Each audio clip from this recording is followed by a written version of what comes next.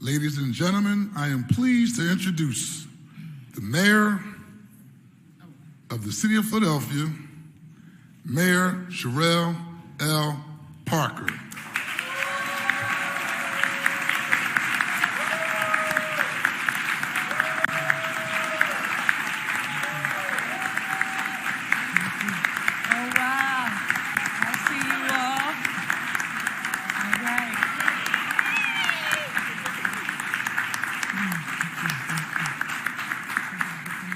The floor is yours, Madam Mayor.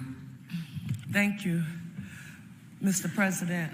Before I officially begin, Mr. President, I want you to know that I shared a copy of the message that you sent to me, which was a flashback to 1990.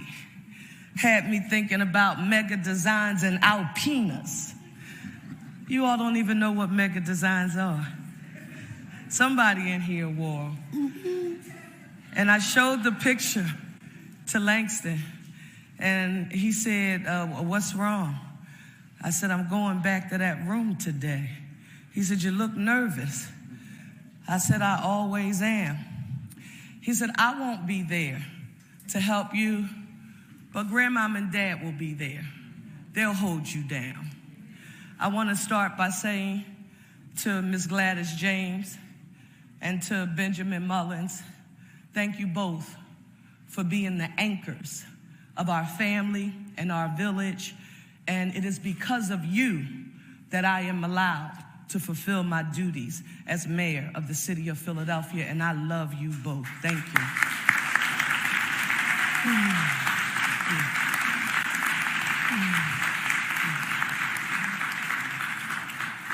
With that being said, good morning, Philadelphia.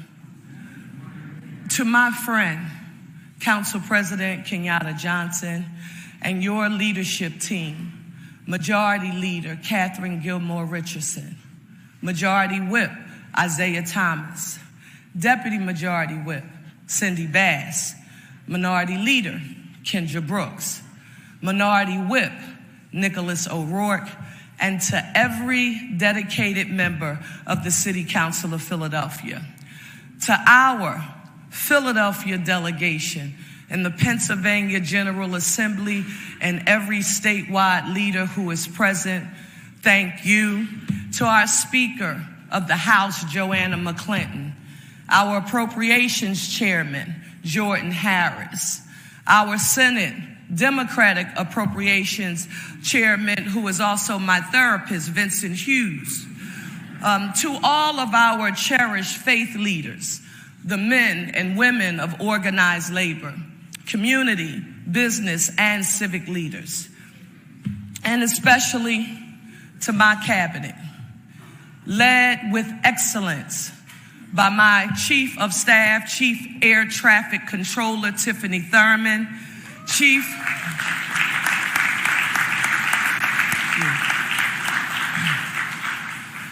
along with my Chief Deputy Mayors, Vanessa Garrett Harley and Sincere A. Harris,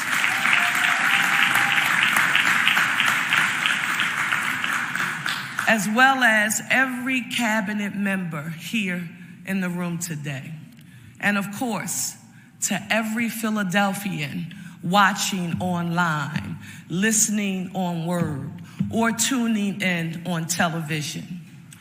Our third year is officially underway, and I am more energized and hopeful and determined than ever to lead us forward as your 100th mayor. Today, I want you to know that I am proposing for your consideration my One Philly, One Future fiscal year 2027 budget, 5-year plan, and recommended capital budget and program. Now, I want you to know that this $7 billion FY27 budget, it is not just a ledger full of numbers. It's a bold set of strategic investments and actually what I believe is a roadmap to a safer, cleaner, and greener Philadelphia with access to economic opportunity for all. Before we chart the path ahead, I want to pause and I want to honor those who embody the spirit of service and sacrifice that define our city. To the men and women and individuals of our Philadelphia police and fire departments and all of our city workers, I want you to know that your courage, dedication, and resilience are the heartbeat of our city. When you see my cabinet wearing blue, red, and white ribbons today, I want you to know that each color carries a story of sacrifice and service to the people of Philadelphia. Some of you may remember that last December, we lost Philadelphia Highway Patrolman Andy Chan, a husband, a father, a protector. To Mrs. Chan and your children, our blue ribbons are a small symbol of the gratitude and respect of an entire city. Mrs. Chan and family, please rise if you are present, please, so we can give you a round of applause.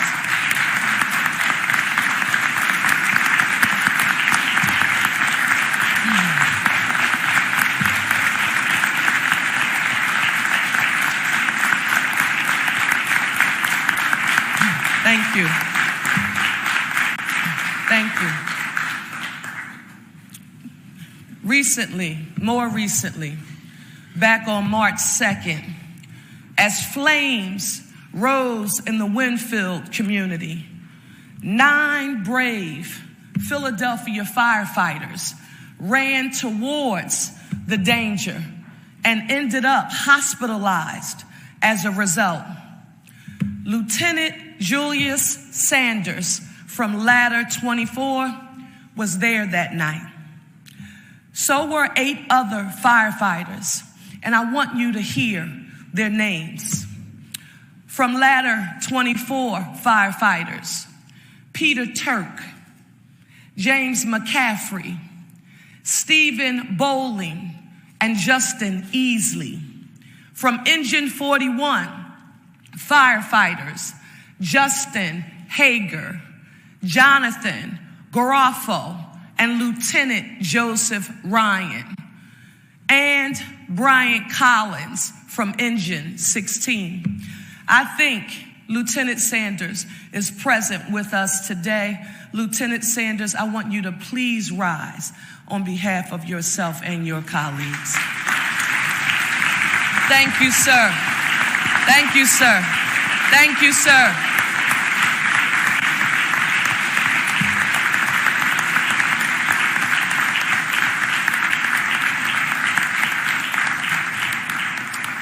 The red ribbon is for you and all your fellow firefighters who put their lives on the line that night. And to the family of Timothy Sapp, a longtime employee of the Streets Department who passed away during one of the recent winter storms.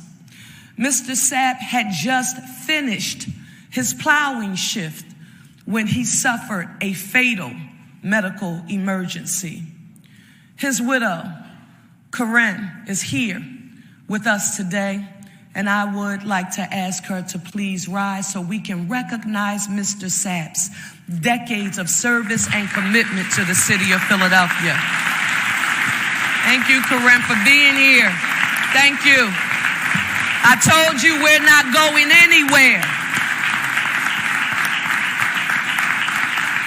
Thank you. And to the families of several other city employees who have passed recently. Kenneth King from the Sanitation Department and Christopher Thompson from Fleet. Darrell Brown from Parks and Recreation and Dawn Holloway from the medical examiner's office, we want to thank you and your loved ones for the service that you've provided to our great city.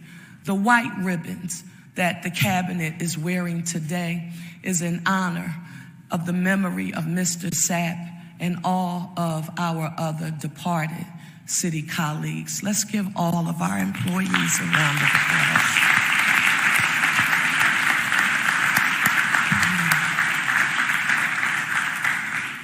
Before I go in to the budget, I want you to know I saw a clip this morning from a lady we are all familiar with by the name of Donna Brazile. She was in Philadelphia talking about the state of political affairs in our nation. And she said most prominently that we suffered from a hope deficit in our nation, that Americans needed a sense of hope. So I thought long and hard about Donna Brazile's comments, and then my friend and brother Mungu Sanchez came to mind, and him always saying to me that hope is important, but don't forget that hope doesn't buy bread, eggs, milk, and cheese. People need access to opportunity so that they can feel the hope, pride, and inspiration.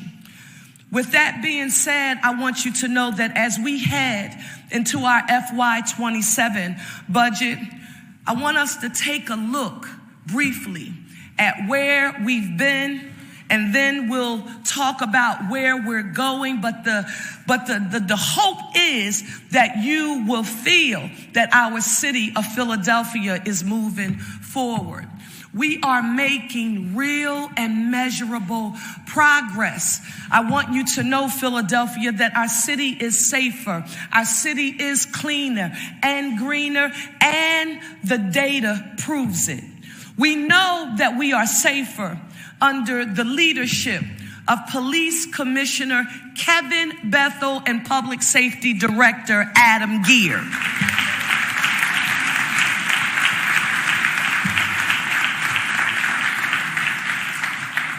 Through their leadership and our holistic PIE strategy, prevention, intervention, and enforcement, and in partnership with our community anti-violence groups across our city, we know that homicides and shootings are at their lowest levels in over 50 years here in our city.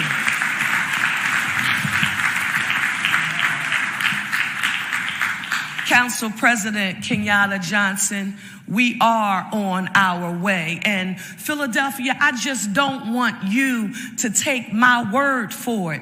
Pew Charitable Trust confirms that our progress, Philadelphia's progress, it outpaces 20 other major U.S. cities. That is what I'm proud about.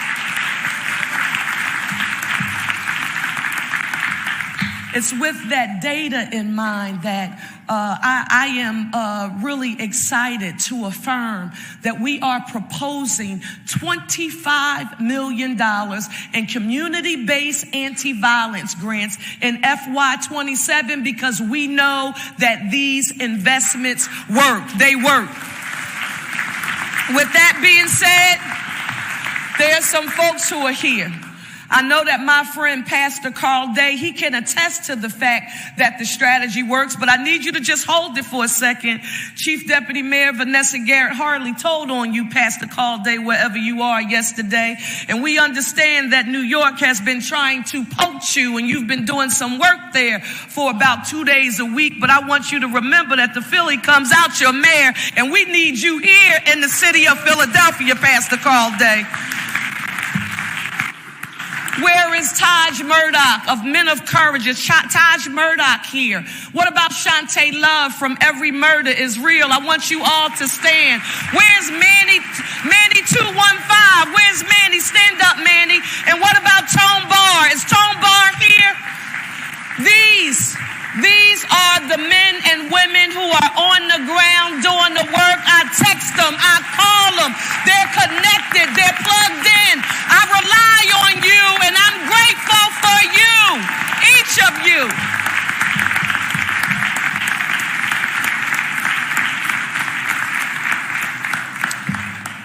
Council Member Curtis Jones Jr., the author of our blueprint for a safer Philadelphia. I know that we have more work to do, but as you laid out in your blueprint, we know that these investments are working. I also want us, because I remember being on the trail and it wasn't popular to talk about the need to support community policing in the city of Philadelphia. But I want to hear from you all. A round of applause for the men and women of the Philadelphia Police Department, our Commissioner Bethel, the best police commissioner in the United States, and Chief Public Safety Director Adam Gear, and everyone on his team.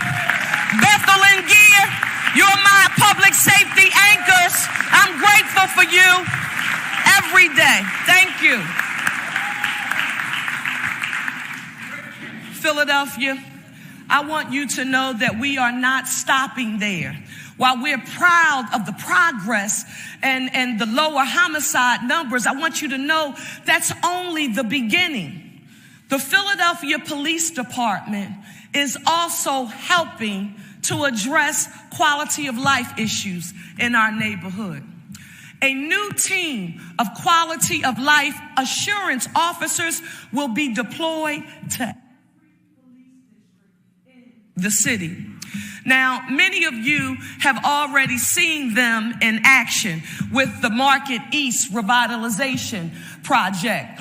What are these officers doing? They are addressing nuisance properties and problem establishments that disrupt the peace of our residential blocks. And here's one more important update, a promise that we made to you about transparency in public safety. We talked about those body-worn cameras. Philadelphia, as your mayor, I'm proud to affirm for you today that body-worn cameras are now issued to every officer in every patrol district, as well as our frontline personnel.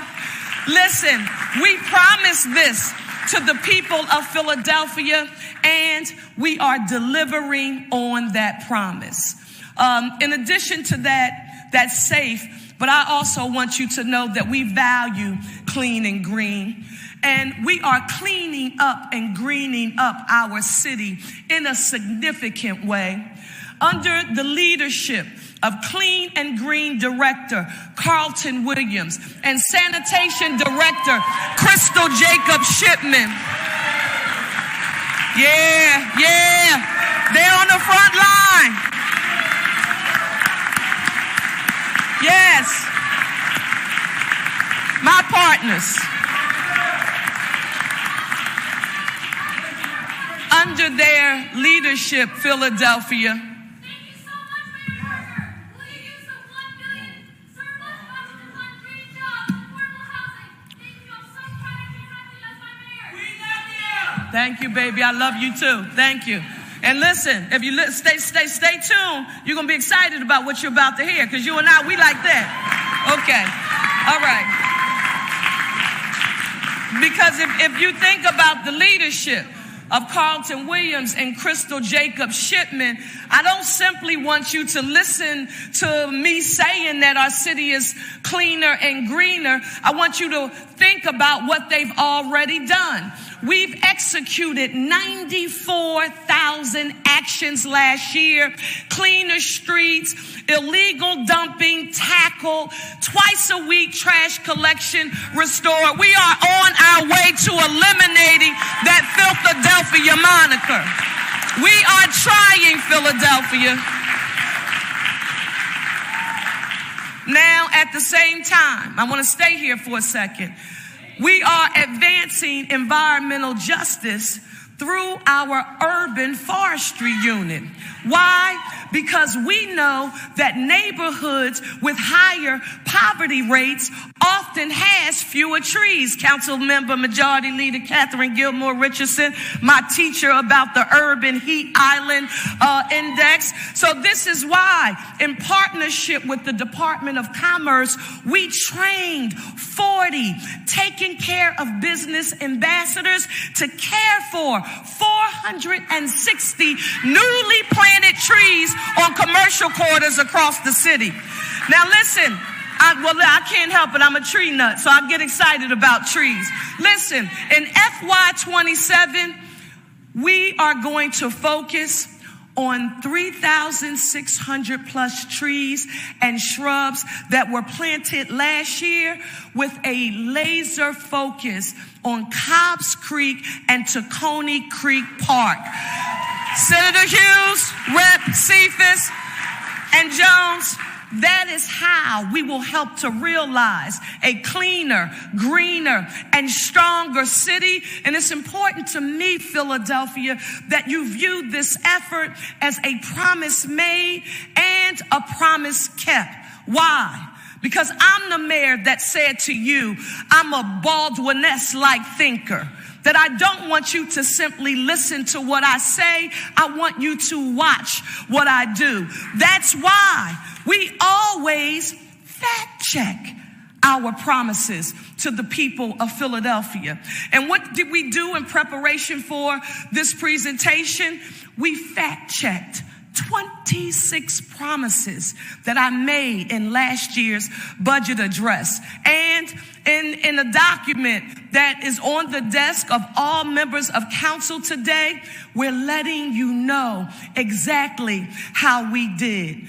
I never, and we don't, promise perfection, but we do want you to know we are doing the best that we can with what we have. So please take a look, check out our progress, give us feedback, and let us know what you think.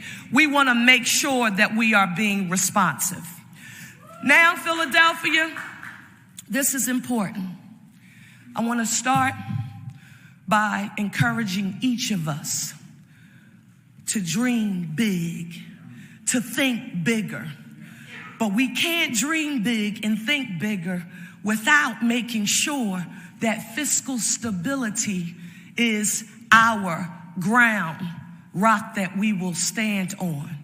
Together, we need to roll up our sleeves. I want us to dive into the $7 billion proposal that I offer for council's consideration today. And the first thing I want you to know is that nothing, and I do mean nothing, will shake me from my core belief that fiscal stability is the foundation upon which we will build everything else. And I am proud to announce to you all that the state of the city's fiscal health remains strong, but it faces rising challenges. We continue making contributions to the Budget Stabilization Reserve Fund, also known as the Rainy Day Fund. It will have $344 million by the end of the proposed 5-year plan. And I want you to know that's the most we've ever had for a rainy day in the history of the city. Listen, that fund, it will be especially important as we face economic and federal policy uncertainties. And in order to get us prepared for this moment with fiscal stability, we can't do that without giving thanks to our Majority Leader, Catherine Gilmore Richardson, for all she's done on this issue. Thank you, Majority Leader, for all of your hard work. Next, our city's pension fund. It also continues to move in the right direction. We've surpassed, for the first time, the 67% funding level, and that is the highest in decades. Now, this is usually not a sexy issue to talk about unless you were in Harrisburg rumbling for sales tax exemption and the other revenue we needed to start so that we could get on sound fiscal footing. But listen, that's a 20+% increase. Senator Hughes, 10 years. 10 years. And guess what? The fund's actuary projects that it will reach 80% in FY29 and 100% by FY33. And it happened because of shared sacrifice. How? Listen, because of our collective discipline and determination, Philadelphia has secured the highest combined credit rating in decades, the highest. So listen, this is important. I want to thank, because when people contribute to the work, they need to be acknowledged. I want to thank the members and staff of the pension board, all of our municipal unions, city council, and here, they don't get enough credit, and I guess I feel and share their pain because I know what they do. We need to give a huge round of applause for our Philadelphia delegation to the Pennsylvania General Assembly. Thank you all for your work. We wouldn't be here without what you all did. Once these pension obligations are fully funded, Council President Johnson, we talked about this. Our annual general fund costs will drop by hundreds of millions of dollars. And I want you to know, Philadelphia, that that's real money we can use for our biggest priorities. We still face fiscal challenges ahead, and we have to keep that in mind. You've heard me reference previously that the city borrowed $1.3 billion in the 1990s to shore up our pension fund during the Rendell administration. It was a bold and essential move to turn the fiscal health of our city around, and I'm grateful to former Mayor and Governor Ed Rendell for having the courage to move us in the right direction. But I want you to know that this is 2026, and we're still paying for it today. From now through FY29, the general fund will pay almost $550 million in debt service on our pension obligation bonds, including a $64 million balloon payment that's due in FY29. We are also facing right now limited job growth and persistent inflation. And I know some people forget about this, is why it's important to note for the record. The lifeline that we counted on for the last few years, you'll remember it as that $1.4 billion in COVID relief money. Those ARPA dollars, Philadelphia, they're gone. Despite that fact, I want you to know we'll meet our obligations as we always do. As mayor of this city, I will never allow anyone or anything to compromise our fiscal stability, because we can't address all of the major issues that are impacting our city if we don't have access to revenue to do it. Now I want to move on to the heart of this budget. You heard the message, safe, clean, green, but then there's economic opportunity and economic mobility for all. Let's get into the meat of the budget.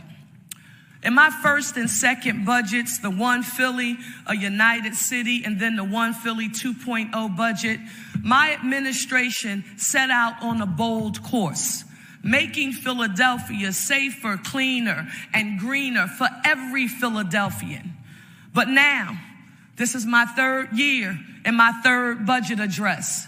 My focus sharpens on a goal that touches every family and every neighborhood, and that is economic mobility for all and self-sufficiency for all.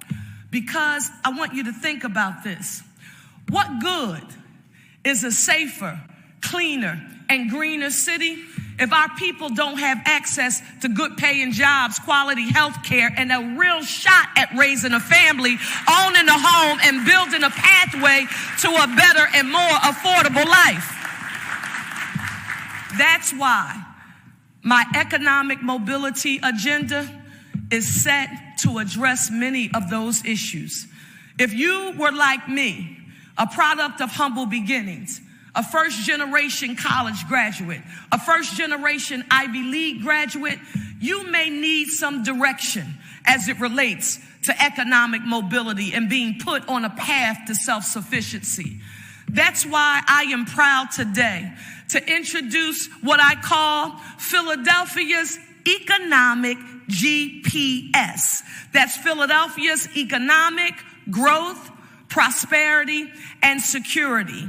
To me, Philadelphia, it is a roadmap to self-sufficiency, a path that makes it easier for every Philadelphian to move up and not just get by. Just like our GPS in our cars, now we can go anywhere we want and we really don't have to know it. All we have to do is punch in the address in our GPS and it'll take us where we want to go. Well, this budget charts the course from early childhood to school age, from graduation to career, all the way to retirement. My economic mobility plan is designed so there is a pathway for everyone at every stage in life to move up that ladder. But first, I don't ever want you to forget that growth, it must be inclusive and dynamic. So I don't care whether or not you run a small business on a neighborhood commercial corridor or a manufacturing plant.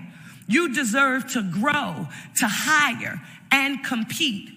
Prosperity must be shared and accessible, with every resident able to afford a home, gain a quality education, and get the skills training they need. Now, if we get this right by making value-driven, data-informed investments, Philadelphia can become the national model for economic mobility across the country. This is our moment and our chance to do what no city has ever done before. So Philadelphia, I'm hoping that you're going to join me, join the council as we all work and move up. And we need to, from being last in economic mobility in this nation, and show the world that when we have intergovernmental cooperation and planning and we work together, we can be one Philly with one future with economic mobility for all. We can do this together. We can access economic mobility.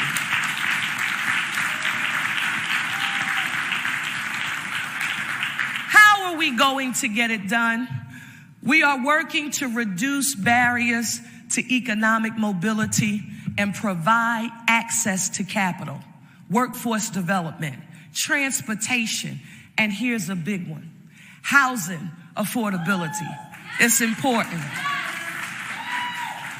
Senator Hughes, affordability is new for a whole lot of other people.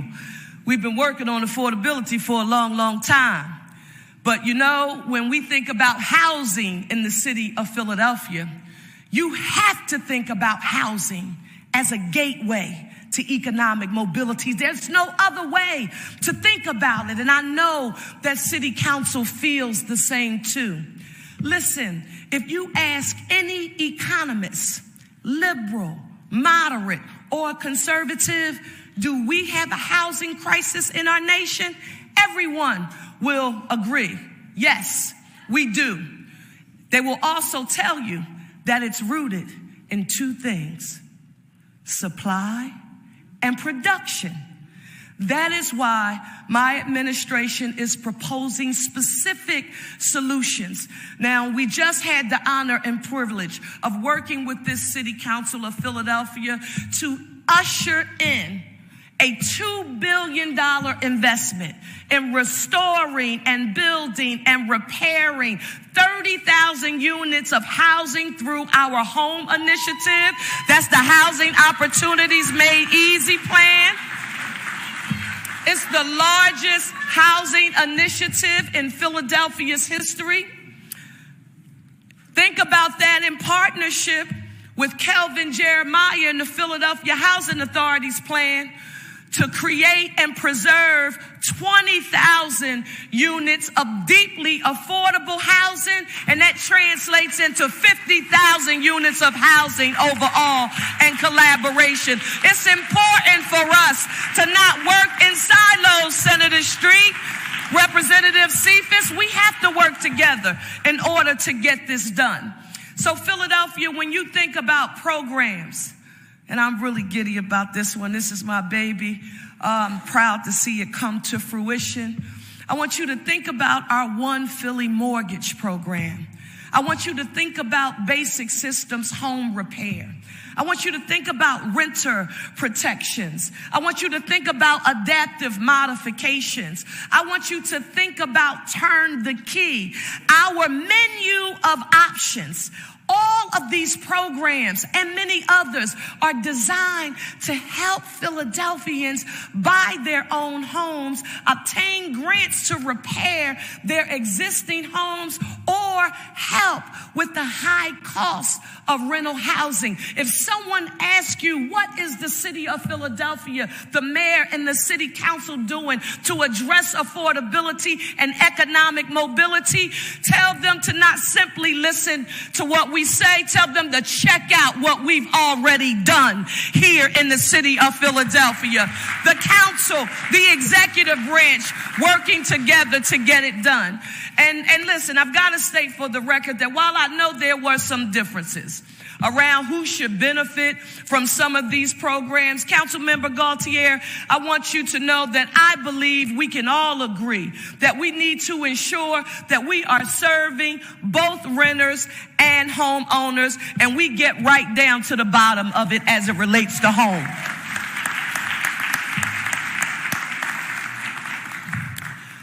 The proposed 5-year plan that I offer here today includes that debt service for the two $400 million borrowings under home. Councilmember Jones, the first borrowing goes to the market very shortly. So Philadelphia, we want you to know that help and more housing is on the way in our great city. Help and housing is on the way. I'm excited because it's true. We can do so much with this borrowing, and we will. Philadelphia is stepping up, and we are doing the hard work that it takes to address seemingly intractable problems. But we have to remember that this housing crisis, this is just not a Philadelphia problem. And that is why I'm excited that our governor has made housing a priority in his budget. And we want to make sure that we are working closely with him and our legislative delegation to ensure that Philadelphia gets its fair share of that new state housing funding.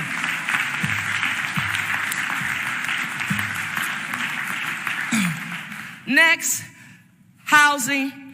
Our innovation and partnership, no silos, it was on full display during my recent visit to a U.S. Conference of Mayors meeting.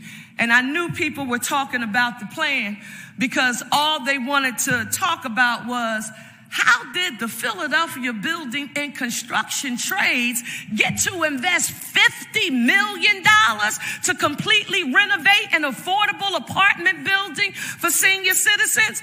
Ryan Boyer, our building trades leader, all members of the trades who are present. I saw you, Sam, and Kelvin Jeremiah. I just said, I'm just the mayor, but this is how we do it in Philadelphia.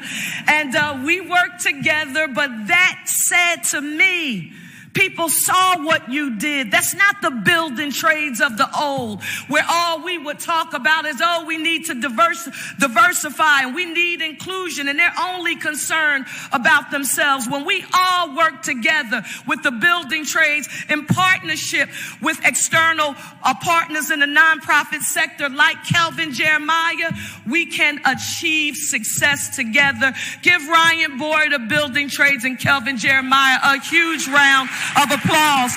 This is a new Building Trades in Philadelphia, and I'm proud that you are one of our anchors in finding solutions. Here's another investment in economic mobility.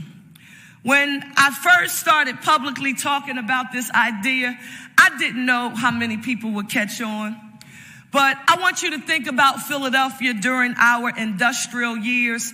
You know, we were the home base for factories here in the city of Philadelphia, producing a number of different items that created jobs that put people on a path to self-sufficiency. It's with that history in mind and our possibility for the future that I want you to think about building factories to create modular housing right here in the city of Philadelphia, where we can build the supply to meet the demand, and not just in one neighborhood, in all neighborhoods in the city of Philadelphia. Council member Isaiah Thomas, you were one of the first members to understand what that vision would require, that we needed to address supply and production, but it also meant that we would create a pipeline for training the next generation of skilled trades workers here in our city, and it takes leadership to do that. Council member Thomas, thank you. Please give him a round of applause. You embraced that vision before a whole lot of other people could see it. I want you to think about this, Philadelphia, really. Factories with employees working around the clock because they're in a controlled climate and they don't have to worry about the elements. I want you to think about like 3 shifts, working 24/7. Family sustaining union jobs to build affordable and workforce homes for Philadelphians who need housing right now. Right now we need that housing. We can't wait. That's why in this budget, I am proposing that we invest $10 million to move this agenda item forward. And guess what, Councilmember Thomas? We put out an RFI, that's a request for information, and there is real interest already coming in. I don't know if Jesse Lawrence and Angela Brooks are here, but I was on pins and needles waiting for the responses, and they have been very encouraging. So we have a whole lot of work to do, and as mayor of this city, you need to know I'm counting on you. Give Angela Brooks and Jesse Lawrence a huge round of applause. John Monlack, thank you all for your leadership. I want you to stay with me. Let's talk about access to workforce development. You can't have economic mobility and be put on a path to self-sufficiency if you don't get access to the ability to learn a skill that will allow you to have a career or do something that you love so you can make a living. So when we talk about access to workforce development as a part of our economic mobility agenda, I want you to know that we have to pay for that too. And that's why in this budget, I am proposing that we add $10 million to our budget to support workforce development training. Now, in my last budget, you know, we made this same commitment and we invested in organizations like the Center for Black Educator Development, Unite Here, the Black Brain Campaign, and SCIU.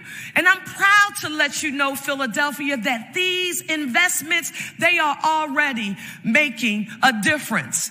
But when we work together, the city doesn't have to do everything alone. So that when we had the foresight to make that investment, the philanthropic community, they also stepped up.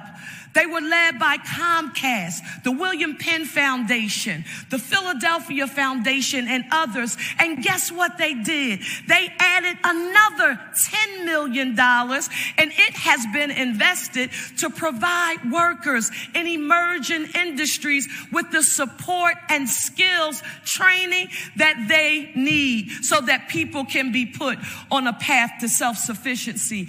That's economic mobility. And if Layla Bibby and Omar Nelson and Sherman McLeod are here, I want you to stand up. Are they in the room anywhere? Give them a round of applause. The skills training that you do at the Carpenters Union, at the Sam Staten Senior Apprenticeship Program, and the Philadelphia Technical Training Institute, it is exactly what we need to move forward with economic mobility. And as mayor, I'm proud and looking forward to partnering with each of you. Please give them a huge round of applause. Thank you. Our public awards are going to be announced soon. Council President and Majority Leader Catherine Gilmore Richardson will be trying to get on your calendar very, very shortly. Next, I want to talk about an area and an issue that is very dear and near to my heart. My grandmother would tell me sometimes, and you know when you're younger, you know how you don't think older people know what they're talking about, and you're a teenager and you think you know it all. My grandmother and my Aunt Vi, you know, they were domestic workers who traveled to Philadelphia from the South. And Mommy would say things to me like, well, if you would just be quiet and listen to the teachers and get it in your head, you can do anything you want to do in life, no matter your circumstances. That's why today I am a firm believer that all of our work in the field of education, it is the foundation to ensure that we increase economic mobility. Every day, we have to be focused on increasing pathways for our children, but don't just talk about children. We have to talk about children and adult learners too, those who are taking care of the children. And it's not always mom and dad. Some people are raised like I was through kinship care, being raised by my grandmother and my grandfather. And so we have to think about our youngest learners and our adult learners. And that's why in this budget, for our youngest learners, we propose adding 100 new high-quality seats for our PHL pre-K program that would take us to a total of 5,350 seats right here in the city of Philadelphia. Yes. Parents of children in the program, they can work with a peace of mind while knowing that their children are receiving a free, high-quality education. And we can't ever forget that child care, that early childhood education, that is economic mobility. But we don't just stop there. I want you to know that through our extended day, extended year program,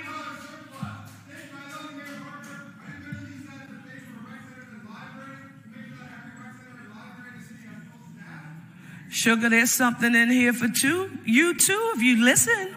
Yeah.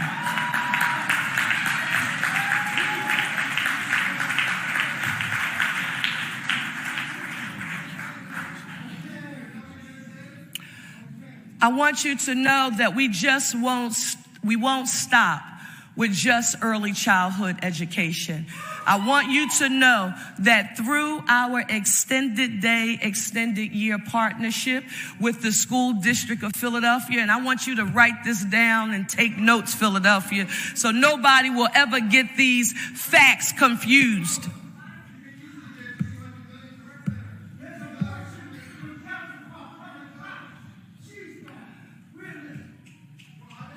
The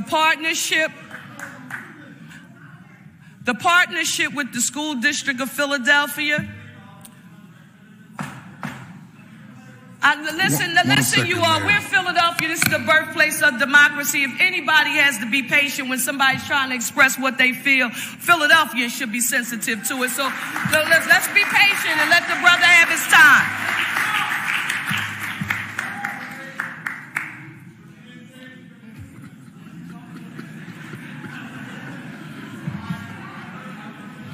We're a model for the nation and democracy. Be patient, Philadelphia.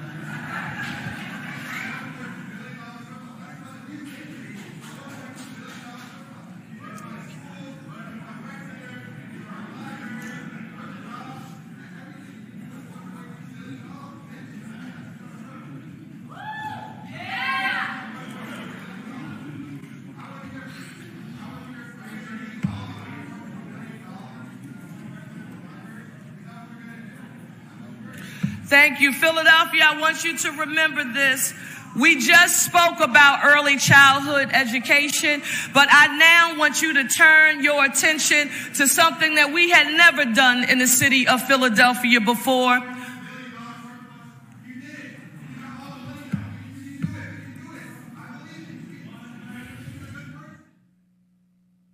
You too, Sugar. I'll see you soon.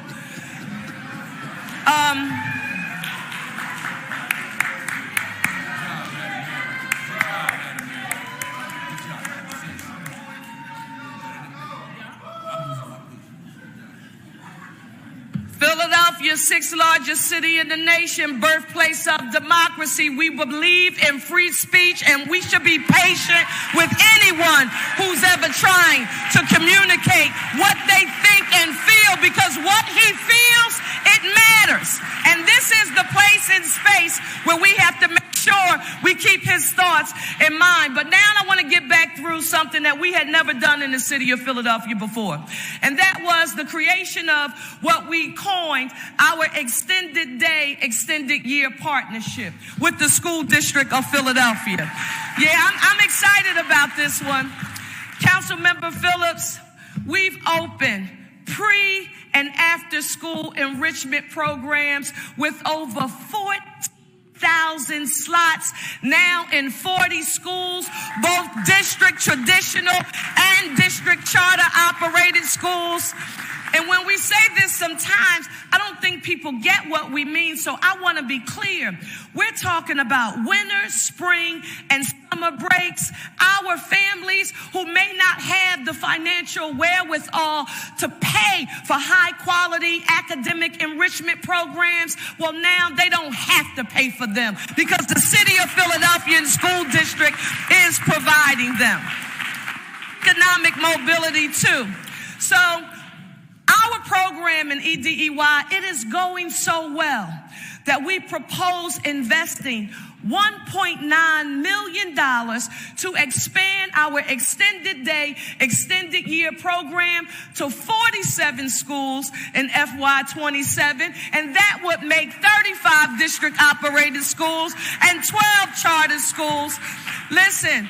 Right now, I need our superintendent, Dr. Tony Watlington, our dynamic superintendent who is also recognized nationally for his leadership. I want you to please stand, Dr. Watlington. Dr. Deb Carrera, my chief education officer, and Chief Deputy Mayor Vanessa Garrett Harley.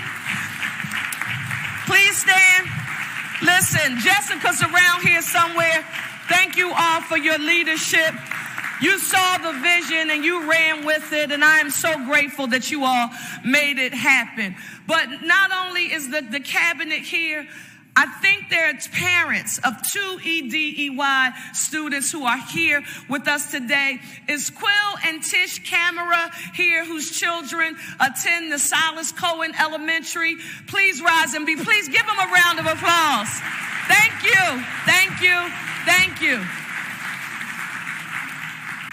Philadelphia, when I was on the campaign trail in 2023 asking you to give me the honor and privilege of serving as your leader in this city, I always heard the question, how can you help me gain access to a good paying city job? People would ask me that question all of the time. They would also say, what are you going to do about all of those vacancies in our city? I need you to know that we listen. And because we listen from the ground up, we created our City College for Municipal Employment Program, otherwise known as CCME, and through it, we've educated hundreds of students about career opportunities in city government, and this too is thanks to strong collaboration between the Community College of Philadelphia, led by Dr. Alicia Marshall. Dr. Marshall, please stand to be recognized. Dr. Wallington, please stand again. And I'm not sure if Pat Clancy is here. Is Pat here? Pat Clancy and Camille Duchesset, our Chief Administrative Officer. Thank you all so very much. CCME is working. It's another issue that I have to talk about often when I'm at the U.S. Conference of Mayors. So to you, Pat, to Dr. Marshall and Dr. Wadlington, I want to thank you for everything that you are doing to make CCME a success. It is definitely a model that we are building in our nation. And it's with their leadership in mind that it's now time for us to take the next step. And the next step means that we propose investing $7 million to establish a CCME Fellows Program for recent graduates transitioning to municipal employment. And I do think that two recent CCME graduates who now work for the city of Philadelphia are here today. It's Inga Figatola, who is an information security analyst with the Office of Innovation and Technology, and Tanae Robinson, who is a clerk with the Sanitation Department. Please stand. These two women are products of our City College for Municipal Employment. Thank you for taking advantage of the opportunity. Listen, our economic mobility agenda, Philadelphia, has another super exciting development on the education front. This, and I've talked to many people in this room, and I know that we feel and have felt each other's pain. Higher education has been a proven pathway to high-wage jobs and entry into the middle class for generations of Philadelphians. It's what we know. It's what many of us did in our lives. But I want you to know that as the cost of higher education has risen, many Philadelphians have taken out loans to pay for both undergraduate and graduate studies, so much so that more than 231,000 Philadelphians have student loan debt that they're struggling with, and 14% of them are over the age of 65. Listen, changes to the federal student loan program that were approved by Congress in 2025 threaten to increase those costs for most borrowers. That's why, as a part of our holistic economic mobility agenda, we propose investing $850,000 to start a student loan help center right here in the city of Philadelphia to assist borrowers as they try to navigate the confusing and frequently changing landscape, while at the same time, many folks are seeking public service loan forgiveness, and they're trying to have those dollars to be put back into their pockets so that they can be put on a path of self-sufficiency. And so working with our Mayor's Office of Education, that is where this initiative will be led. They will work in partnership with the Office of Community Empowerment and Opportunity and the Chief Administrative Office, helping Philadelphians get rid of student loan debt. Guess what, Philly? That too is economic mobility.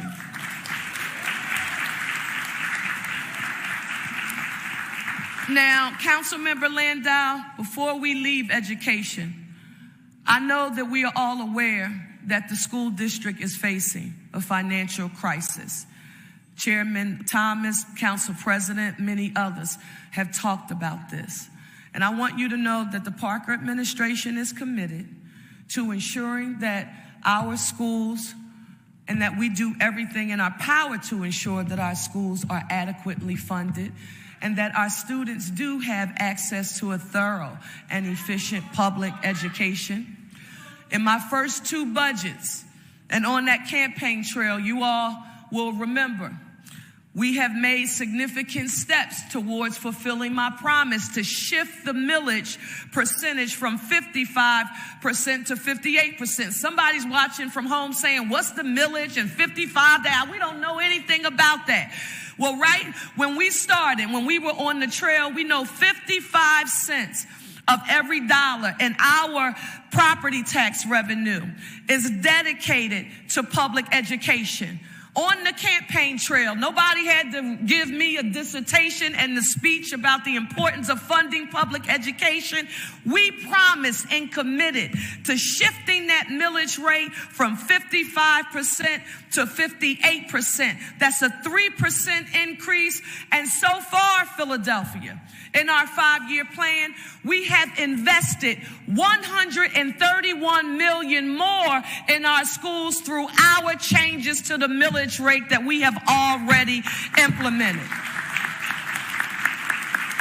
And listen, the reason why I'm excited about it, because this is our second year. This is our 3rd budget, and we're already halfway to our promise. So today, what makes this exciting is that we are announcing even more revenue that we would like to see support the ongoing operations of the school district.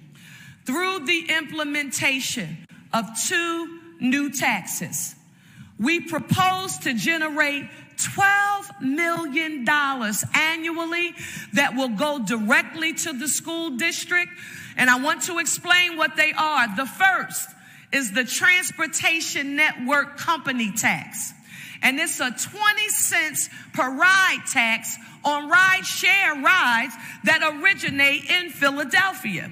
So beginning July the 1st of next year, if implemented, this tax is expected to generate $9.6 million per year, and all of the revenue will go to our school district of Philadelphia. Councilmember Landau, we have big dreams, but we know we have to pay for it, and we look forward to working with you on this issue.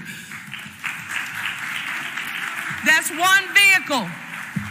The next vehicle, because the structural deficit that the school district of Philadelphia is facing, it really needs more additional revenue. With that in mind, I want you to know that we are also proposing to modify the tax calculation from cell towers under the use and occupancy tax. Now, somebody is saying a cell tower use, and what is that? If you're like me, walk down the street and every once in a while, look up high.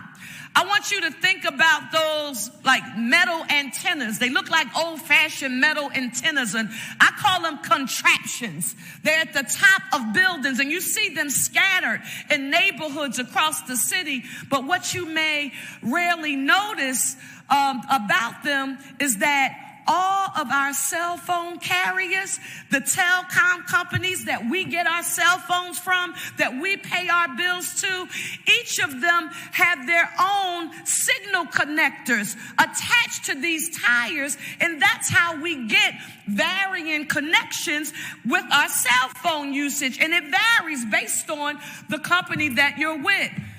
Well, this is something that you should know, that they don't do that for free. Whomever owns the building where the cell phone tower is located, they get paid to have that cell phone tower on their building. And since they're operating and functioning here in the city of Philadelphia, it makes good sense to ensure that that business activity is taxed and that the funding goes to support our schools. We support those companies. We now need that revenue to support our schools. And we're going to work very hard to fight for that revenue. How much would it generate? We estimate that this would generate an annual additional $2.4 million for the school district. And I know President Streeter, if School Board President Reginald Streeter is here, he's saying, yeah, I hear you, and those are great ideas, but we need more. And I know that, President Streeter.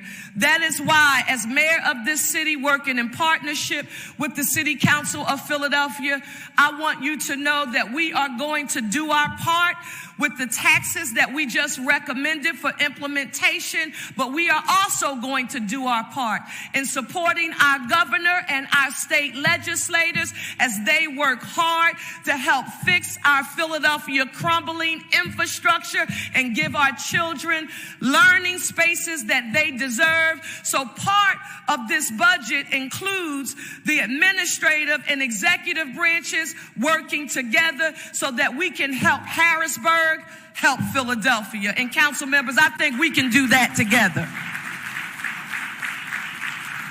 Why is it important? It's important that we do it together because although it is the state's constitutional responsibility to deliver a thorough and efficient public education, Senator Hughes, Mr. Chairman, knows that Philadelphia has always stepped up in a super big way to raise revenue locally to support our public schools, and we won't stop now. We're going to do everything that we can to make sure our school district has what it needs because our kids are worth it and they deserve it.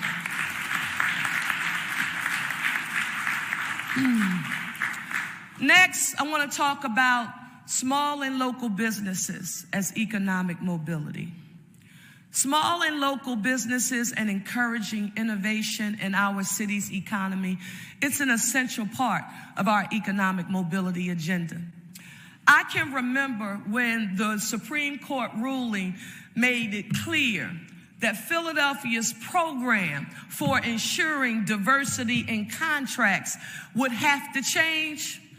I was proud that my administration did not wait for another adverse court ruling. We acted proactively and decisively. Under the leadership of Nadir Jones, our Director of Business Impact and Economic Advancement, and Chief Deputy Mayor Garrett Harley, with legal advice from City Solicitor Renee Garcia, we immediately began building a new program emphasizing small and local businesses and how the city awards contracts. In this budget, we're proposing $3.3 million in FY27 to support this critically important new initiative.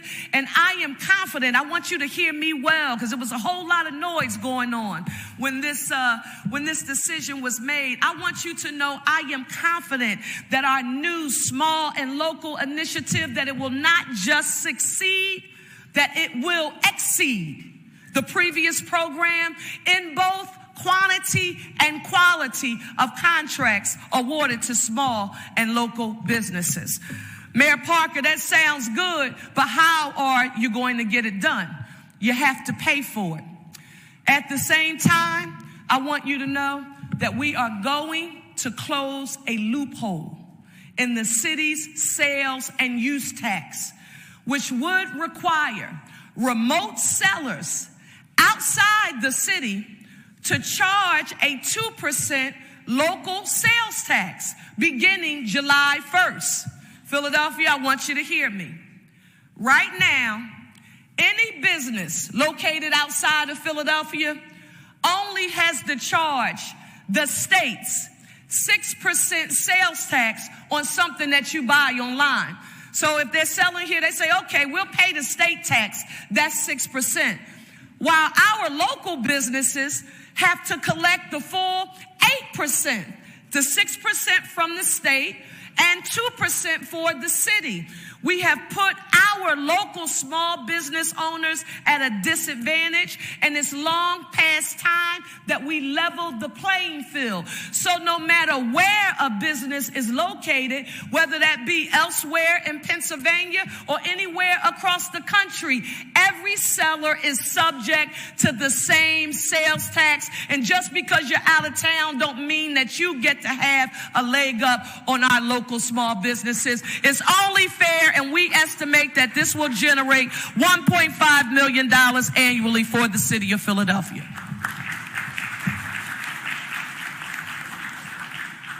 Our agenda also supports innovation and growth in our local economy as well.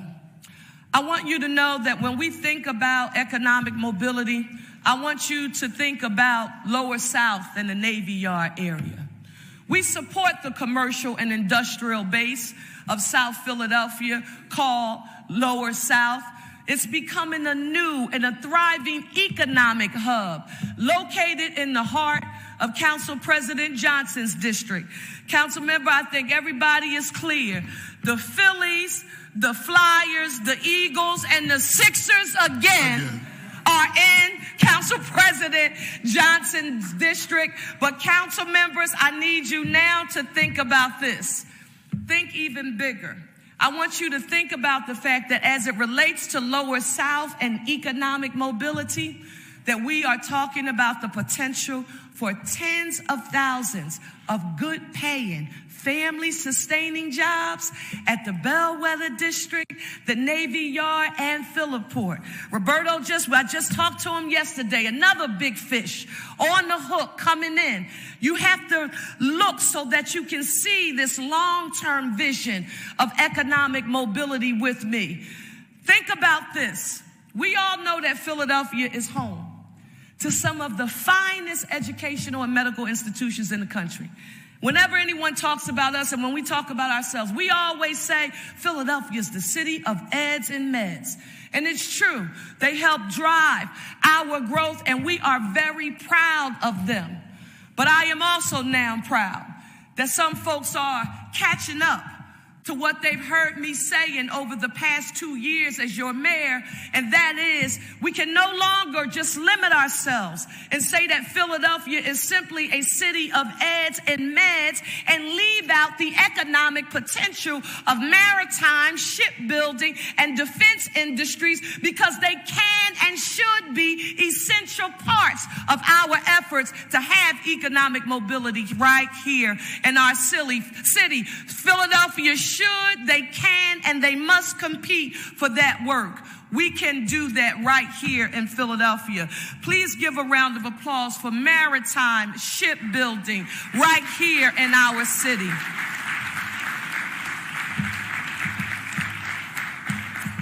I want you to consider this. $5 billion in planned infrastructure investment by the Hanwha Philly Shipyard. Hanwha has already grown its workforce here, but there's the potential for thousands of additional Philadelphia jobs. Then I want you to think about Rhodes Industries. Rhodes is investing $100 million to expand its workforce with the U.S. Navy and expects to double the workforce to 1,000. Listen, the shipbuilding and defense industries, guess what they need? They need welders. With partners like the Community College of Philadelphia and PTTI, Philadelphia can supply them with the skilled workforce that they need. And so if we are thinking big, that too is economic mobility that the city of Philadelphia must rely on. Now I want us to go back, and we just touched on it. I'm an eternal optimist, and I always believe that the glass is always half full, never empty. Out of challenge comes opportunity, and just as exciting right now, when we think about maritime and shipbuilding, just as exciting is the prospect of a new first-in-class arena that will be home to our Philadelphia 76ers and Flyers, and Councilmember Thomas, and soon, okay, our own WNBA team right here in the city of Philadelphia. Yes.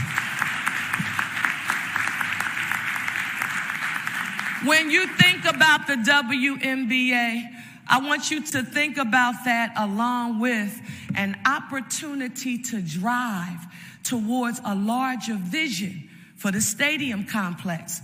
Now, Council President Johnson and I, we've been talking about this for a long time, but I need you, Philadelphia, to stay with me and see the vision. And to see the vision I'm talking about, you don't need to squint.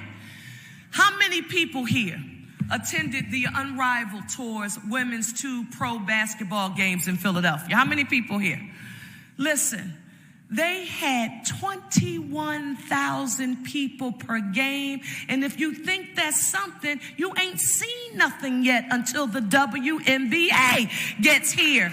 And it's with that in mind that I want to say this. The Philadelphia sisters, Alex and Wanda Sykes, Ashley Lunkenheimer and Starla Crandall, Councilmember Thomas, we've been at this long before I became mayor. I was a council member in this chamber when we started working with them. We are about to make it happen in the city of Philadelphia, down at that stadium complex, but I need you to think a little bigger. The stadium complex right now supports around 300 events per year. And I'm not saying that's not nice. That's nice. Attracting residents and visitors to see our championship teams. We are, to me, the prime sports city, in the nation. But I want you to imagine if our complex expands into an entertainment venue like Atlanta's Battery. Why? Because that Battery draws crowds and becomes a destination in and of itself, no matter whether or not there's a sport event taking place there. And I know that if we all work together, we can make this happen. I want to give a huge shout out to John Middleton, Mike Harris, Jeff Lurie, Don Smolinski, Bryant Roberts, Dan Hilferty, Josh Harris, and David Edelman. I'm looking forward to working with each of you, along with my administration, Council President Johnson, and Governor Shapiro, because if we work together, we can make this vision a reality. Please give Lower South and its potential a huge round of applause. More jobs, more pathways, more crowds will mean more tax revenues to help as we deliver vital state and city services. That is how you increase economic mobility, Philadelphia. But there's more to the economic mobility agenda, and it does require collaboration and connectedness. For years, you all know that there's been a career-connected learning program that supports summer and academic year jobs for our young people. I can't talk about this without thinking about the place that used to be at Broad and Lehigh. That's where I went to go get my working papers when I turned 14. In our 5-year plan, I want you to know that I am proposing $14.7 million so that we can create an additional 1,000 new summer job slots for our young people, and that will bring our total to 9,000 opportunities for summer jobs for our children. But Philadelphia, I just said think big, and I'm always going to try to think bigger. That's not enough. The demand far exceeds our supply. That is why I am issuing a challenge to our business community in the hopes that all of our business chambers will help us add another 1,000 jobs. Because if we do, guess what that will mean, Philadelphia? We will have 10,000 summer jobs for our young people. That would be the highest amount that we can remember in one summer. There's more in the economic mobility agenda, folks. I want you to think financial empowerment. Philadelphia, another powerful way that we are increasing economic mobility is by financially empowering our residents. For far too long, too many Philadelphians have been fending for themselves and subjected to unfair and even predatory financial practices that I would learn about right here in this chamber as a staffer. But that is changing on our watch in this administration. We propose investing in this budget $13.9 million over the 5-year plan to break through these cycles and open new pathways to economic opportunity for Philadelphians through programs that we know already work, like our financial empowerment centers, the Bank On Philadelphia Coalition, and Claim Your Money PHL, where we are helping to provide real tangible support for Philadelphians. What are they getting from these organizations? They're getting free expert financial counseling. They're expanding access to safe, low-cost banking options, and they're helping people collect the tax refunds that they've earned. He's no longer here, but I can never talk about this issue without thinking about our former colleague, Council Member Alan Dom. Councilmember Brooks, I want you to know that we are putting dollars back into the pockets of Philadelphians when we support this program. Through Claim Your Money PHL in particular, we've brought back $19 million in tax refunds back into the pockets of families in our local economy. Excited about that. Why? Because these types of services are essential. And we're going to develop, and this is what I'm really happy about, a One Philly economic GPS app. What does that mean? Mayor, you always call yourself a technical dinosaur. I am, but I do know what the App Store is. And I want you to imagine being able to go to the App Store and download the One Philly economic GPS app, and you can have it on your computer or on your phone in the palm of your hand. Why is this important? I want you to think about it this way. When you hear me talk about the city's credit ratings, you hear me talk about firms like Moody's and Fitch and S&P. Well, those are the city of Philadelphia's credit rating agencies. But when we talk about our own credit and our own credit reports, we're thinking about Equifax, Experian, and TransUnion. So I want you to imagine that with this app, we're going to ensure that you can get help to check on your own credit, manage your own debt, and keep your own individual, personal, financial house in order, just like we're doing for the city of Philadelphia. Why? Because it's our intention that you can get access to all of this information in a one-stop shop. Whether that be at your district council person's office, they'll have access to it there, one of our neighborhood community action centers, or on your own cell phone.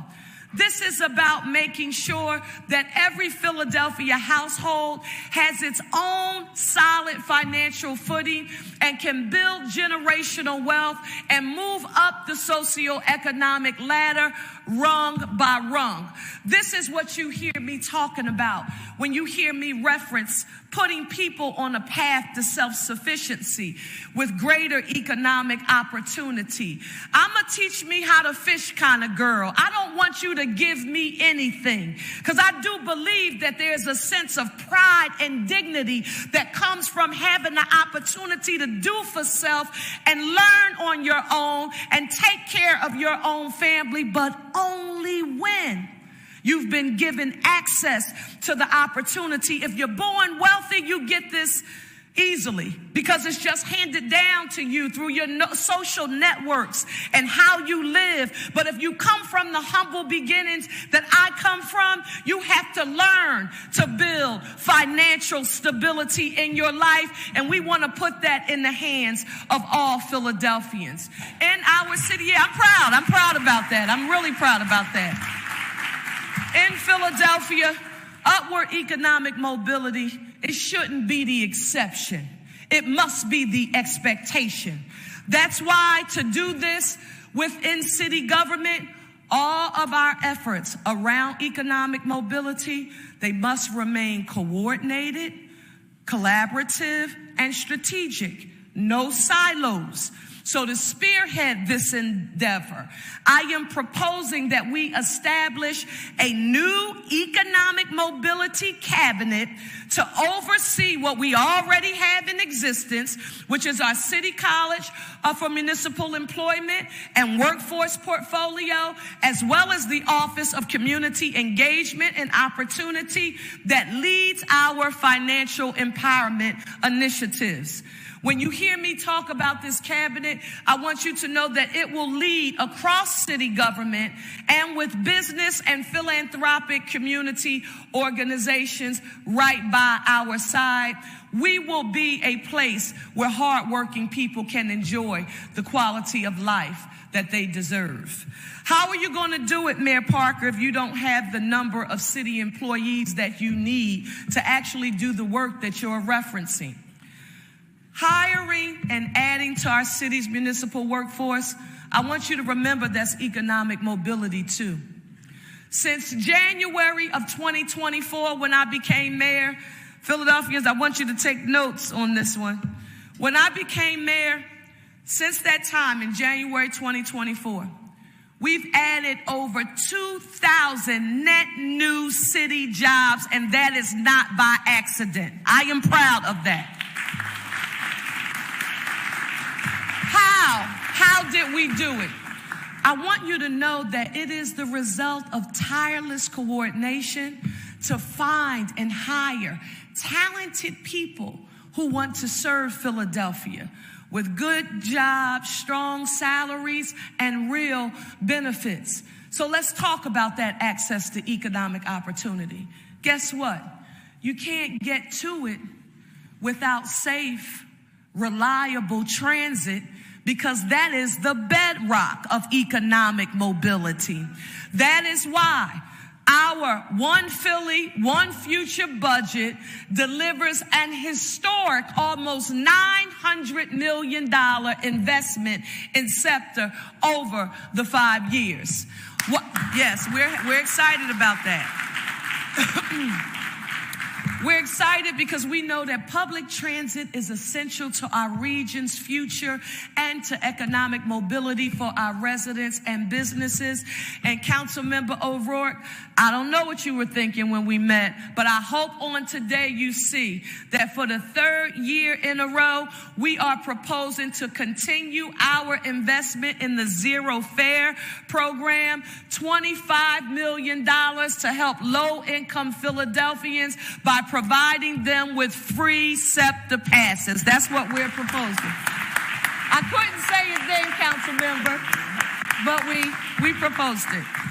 In addition to that, I want you to know that we're also proposing $10 million to cover fares for city employees through the Key Advantage program, because economic GPS starts with something very simple. And this is important because a lot of this stuff is not complex. We make it more complex than it is. Economic mobility starts with something very simple. And guess what that is? A reliable ride to work. That's what it starts with. So that's economic mobility in action. Now to something that's very important. Philadelphia, this is ground up. Every Philadelphian deserves a city that delivers for them in the everyday moments of life. The streets we drive on, the blocks we walk down, the parks where our children play. Why? Because improving quality of life, it starts with the basics. And when I'm thinking about quality of life in neighborhoods, I can't be in this room and in this council without thinking about council members like Cindy Bass, Councilmember Phillips, and Brian O'Neill, because they know exactly what I'm talking about. The basics matter. That's why in this budget, Councilmember Phillips, I am proposing a $7.1 million investment to launch what has never existed in our city before, and that is what I am referencing as our One Philly Pothole Squad. We need a pothole squad in the city of Philadelphia. Somebody's going to say, did she just get all excited about potholes? And what I'm going to say is that until you've had to go and get your shocks or your car serviced because you hit a pothole, you don't know how serious an issue this is in the city of Philadelphia. But somebody is watching and they're saying, well, Mayor Parker, what's a pothole squad? I'm glad you asked. Last year alone, the streets department repaired more than 60,000 potholes across our city. But I'll be the first to acknowledge that that wasn't enough. So the pothole squad is simple.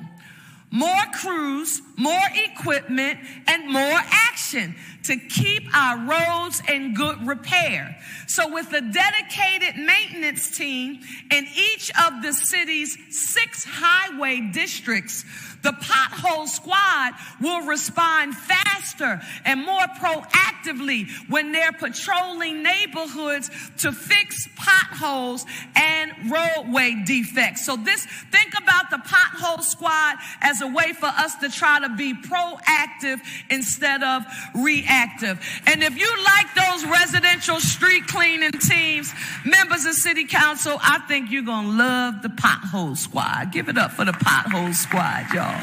Look at my Brian O'Neill. Well, listen, but fixing our streets, y'all, listen, fixing our streets and patching potholes, it costs money.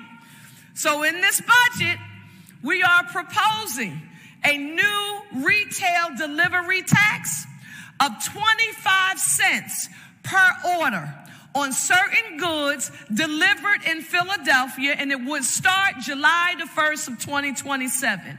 And the tax will be charged to retailers. So we're not taxing individuals. We're talking about the retailers. Why? Because essential delivery items, we think about some firms, they have changed commerce in the way we do business in the city of Philadelphia. But we do want you to know that with how we do business in mind, the tax that we are proposing, it excludes certain items like food, baby products, medications, and medical devices. Those items would not be subject to the tax. But when we implement it yet next year, the tax is expected to generate $15 million annually, with the revenue dedicated to improving road conditions across the city of Philadelphia. In other words, Philadelphians, I want you to think about it like this. Businesses that rely on our streets for deliveries, very simple. They'll have to help us maintain them. We have more cars on the road doing the business because they're in business. We have to take care of our infrastructure, and we will get a contribution from those industries. And it does make sense to me because traffic safety, it is just as important. And that is why when we're thinking about the pothole posse, I also want you to think about safety, because potholes impact safety. And through our capital program this year, I want you to know that we are committed to investing $30 million for Vision Zero strategies to make our streets safer for everyone.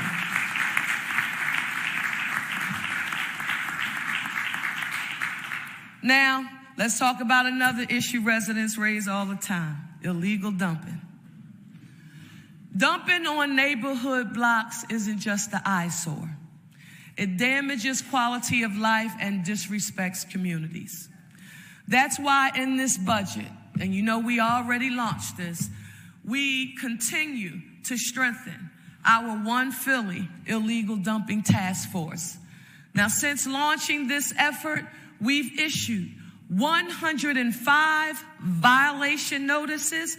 We've cleared 88 enforcement cases, and we, the city of Philadelphia proper, we have secured $3.5 million in judgments against the people who are illegal dumpers in the city of Philadelphia. Councilmember Lozada, I know you agree with us that we are sending a clear message that illegal dumping will not be tolerated in our city of Philadelphia. And that is extremely important to us. As we clean up our neighborhoods, we are also investing in how Philadelphia looks to the world.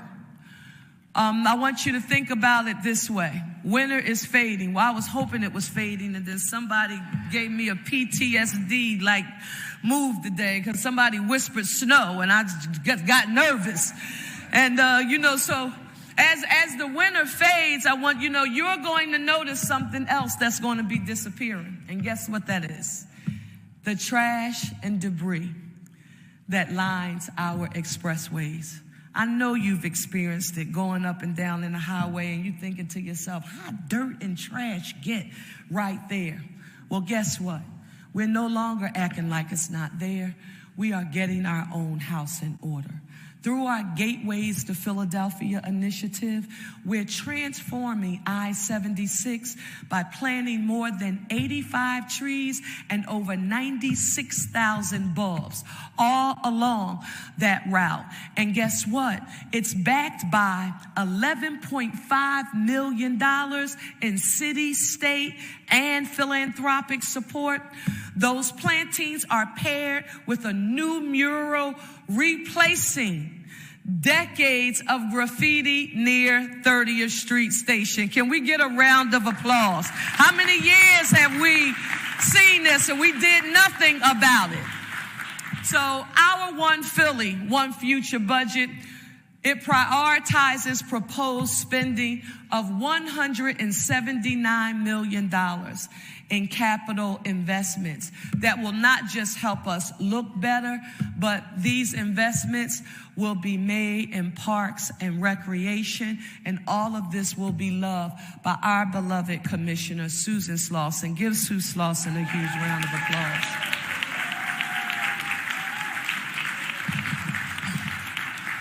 One example is Lemon Hill and Fairmount Park, where this summer thousands will gather for the region's only free FIFA fan festival. Councilmember Jones, and Senator Hughes, I know y'all jumping all this summer, but this work is it's about more than just one summer. Led by Parks and Recreation and the Department of Streets, I don't ever want you to forget this. We're investing to improve accessibility and to upgrade public spaces in that area as well. And thanks to the public-private partnerships with Philly Soccer and FIFA, they are going to contribute another $3 million to help transform Lemon Hill even further. And guess what? This will benefit the city of Philadelphia. This investment long after 2026 is over. And investments like these, they aren't just about hosting global moments. Councilmember Young, you and I were talking about this recently. You know that they're about strengthening the places where families gather, young people play, and communities come together every day. Why? Because when neighborhood amenities are strong, our residents are better positioned to pursue economic opportunity. Please give enhancing our public spaces a round of applause. And Sue Slauson, we're going to work with you. Thank you. Next, our One Philly plan to end street homelessness. I want to talk to you about something that every Philadelphian sees: people who are sleeping on our streets. Back in December, I pledged that this administration would confront street homelessness with a sense of urgency. Through the One Philly plan to end street homelessness, we committed to creating 1,000 new beds across our system. Then Philadelphia, winter hit hard. And with Philadelphia enduring a historic 25-day stretch of brutally cold temperatures, we had to build capacity. And we knew we needed to build capacity that would eventually become a life-saving vehicle. Thanks to our dedicated city employees, I want you to know that during Code Blue, we provided nearly 2,500 nightly stays for Philadelphians who are homeless.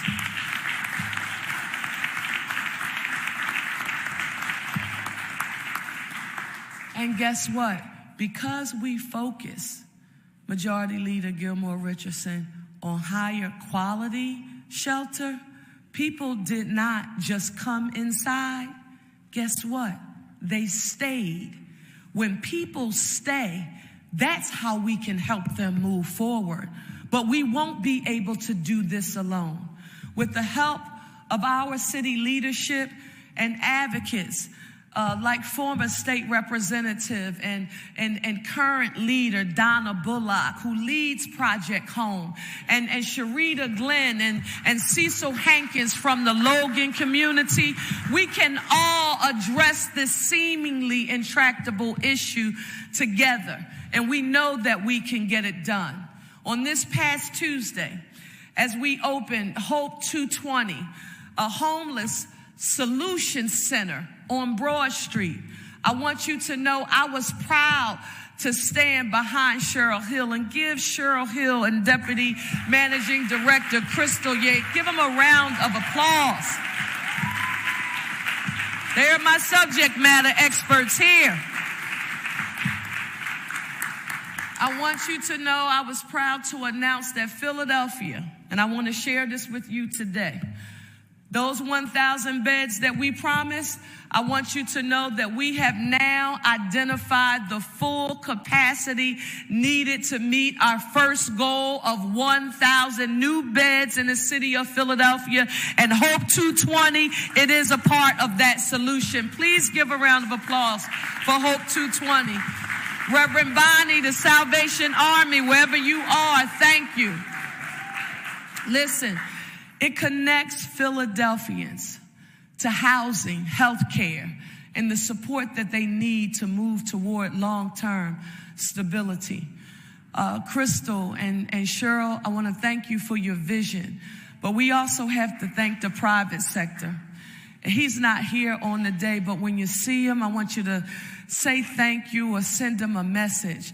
The private sector leadership that we needed for this partnership, it came from John McNichol and PHL Cares for their leadership and $500,000 investment to help launch this center, and Jefferson Health for providing the on-site health care to residents. By the time they quantify all of the dollars they've raised over the past few years, they will be over $2 million.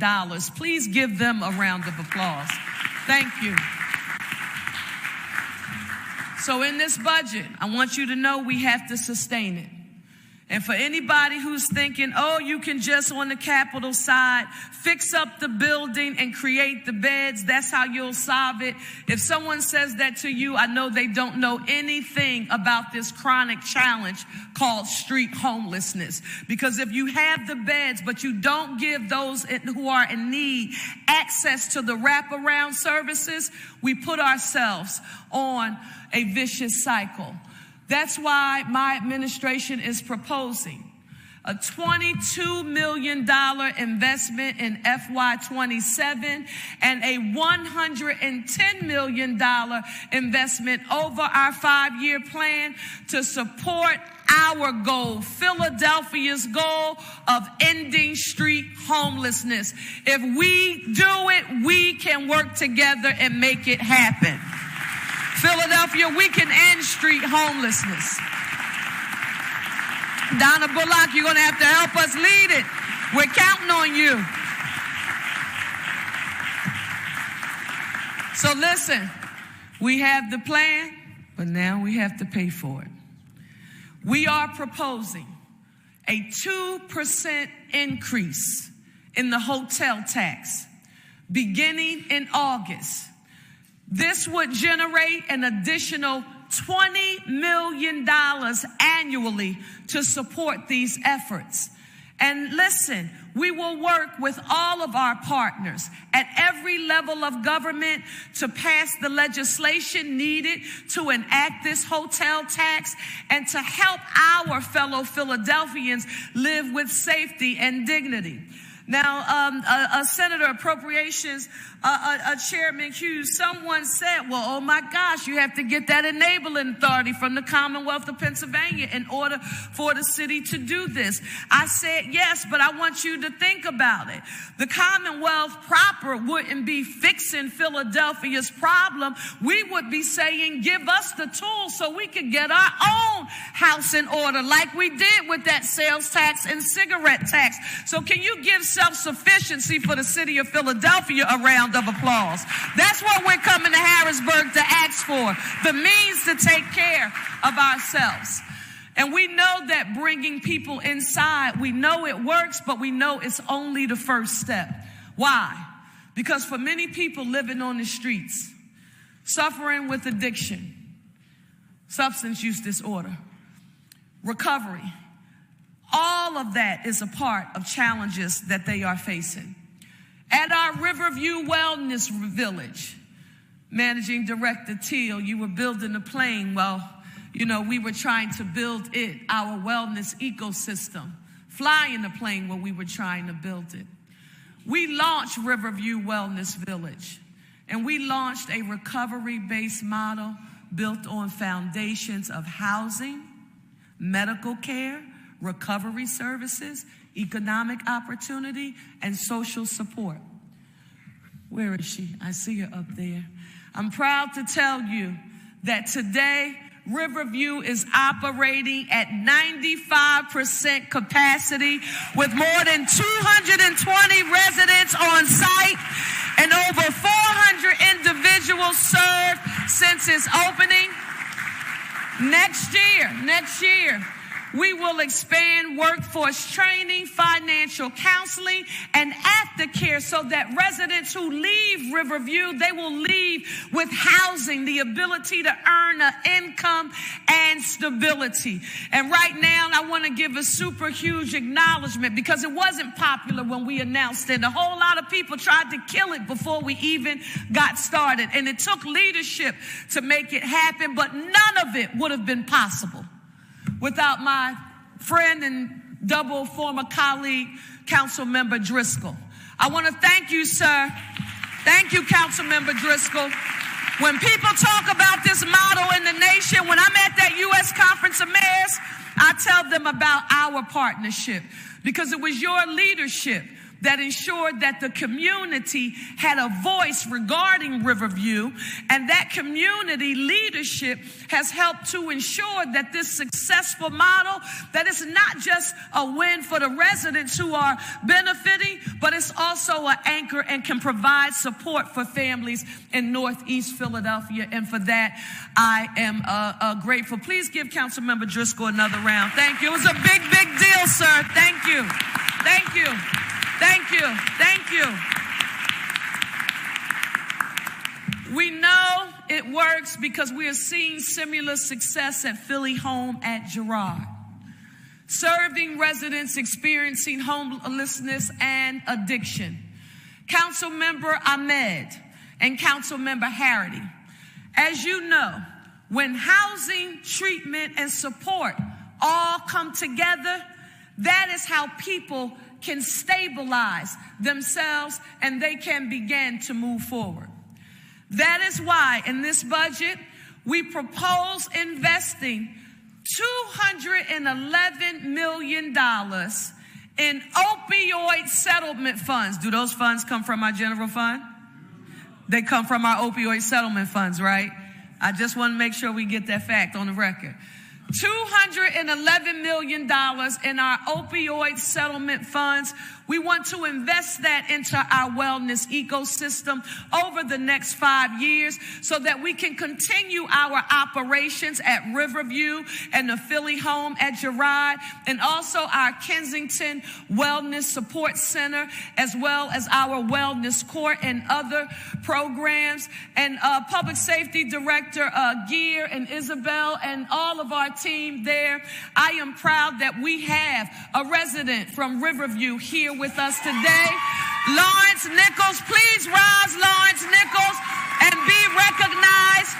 He's with Isabel McDevitt, our director at Riverview, Crystal Yates-Gale, our deputy managing director who does all of this work.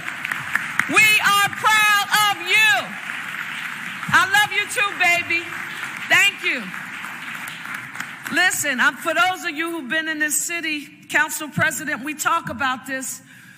This wasn't available in 1980 when crack cocaine came and it ravaged black neighborhoods and brown neighborhoods across this city. We didn't have a Riverview that was available. Nobody talked about substance use disorder and addiction as a public health crisis. That was not how we addressed it. But we get to do it the right way now. And for any of us who have ever loved someone who suffered from addiction, this means more to you because you're contributing and doing what wasn't done to many people that we loved. Please give them another round of applause.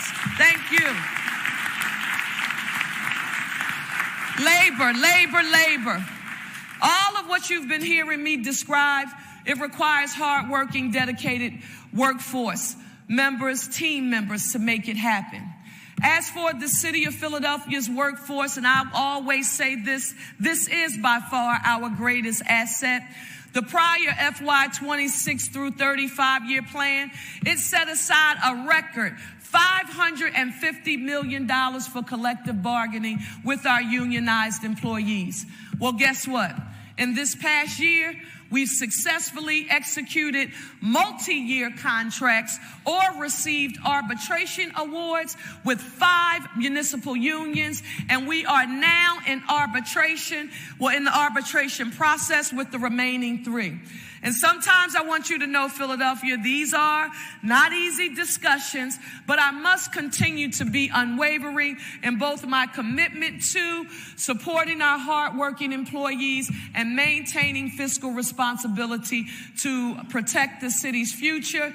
And with that in mind, having exhausted the prior funding for the labor agreements and the awards to date, this proposed plan reestablishes the labor reserve with a new record of $615 million allocated through FY 31. This is a substantial investment, but our city workers are worth it, and it's an investment in them. Please give our workforce a round of applause. Market East, America's first commercial shopping quarter, anchored by Independence Mall, the Liberty Bell, and the President's House, making it central to our America 250 celebration. Mr. President, when I went to the U.S. Conference of Mayors, I had more people saying they wanted to come to visit Philadelphia to see our traditional history, our Liberty Bell, our Independence Mall. But folks now know, thanks to the work of Michael Cord, and I'm thinking of Roz McPherson and so many others associated with the Avenging the Ancestors Coalition, people are now coming to Philadelphia to see that President's House exhibition. Give that exhibit a round of applause.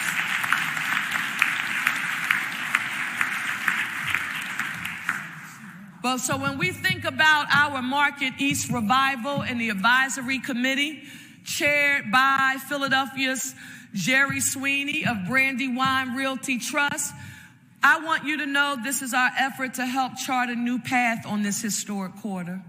To help bring new energy to the quarter, the city of Philadelphia will support retail pop-ups, local artist collaborations, and streetscape improvements along Market East ahead of this summer's 2026 celebrations. And I want to start by thanking, because he keeps us on point, I want to thank 1st District Council Member Mark Squilla for his strong partnership in advancing this work. We don't do this without you, Mark Squilla, and I thank you. But listen, that's not it. Let me tell you about this. We're making more investments throughout the city that will enhance quality of life for Philadelphians. Everyone knows that our libraries are one of our greatest assets. Libraries serve as a lifeline, after school care for many of our children and their parents. I want you to know that the Parker administration is proposing $33 million over the capital program dedicated to HVAC upgrades at our libraries. Nothing more frustrating trying to be hot and reading and learning at the same time. But that's not it. We're also investing in our city's amazing cultural institutions. Spurred by the leadership, and he's not here. You know, when a new administration comes, usually there's a pattern of trying to wipe away whatever the previous mayor or previous leadership, tried to get accomplished. And I said, that's petty politics to me. I won't engage in that. We're going to continue the legacy of leadership when sound, firm programs and investments have been made. So I'm proud to note that because of the leadership of our former council president, Cherelle Parker, this city of Philadelphia will be continuing the city's $50 million investment to support the relocation of the African American Museum.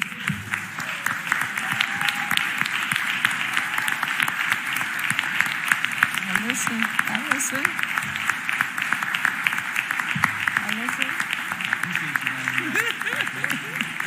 Now listen.